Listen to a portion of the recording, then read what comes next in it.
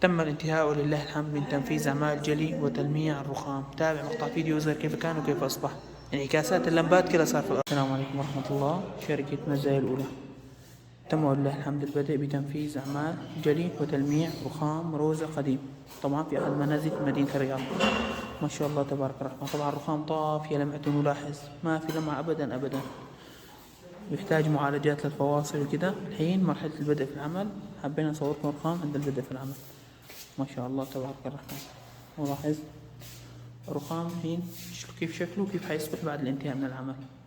طبعا الرخام روزة ألواح، سيتم جليانه، معالجة الفواصل وتلميعه، إظهار لمعة الرخام. معناته الحين لمعة الرخام طافية ما شاء الله. يطرح خدماتين استفسار عن أي عمل نرجو الاتصال على 0550 457. مجال عمل الرياض وكان متخصص فروع منتشرة في الدمام منطقة الشرقية. تابع مقطع فيديو إلى نهايته يظهر مرحلة الانتهاء من العمل وكيف يصبح الرخام بعد التشطيب. تابع مقطع فيديو. ما شاء الله تبارك الرحمن. انتهينا ولله الحمد من تنفيذ أعمال جلي وتلميع رخام الروزة. ما شاء الله تبارك الرحمن. جلي معالجة تلميع ما شاء الله.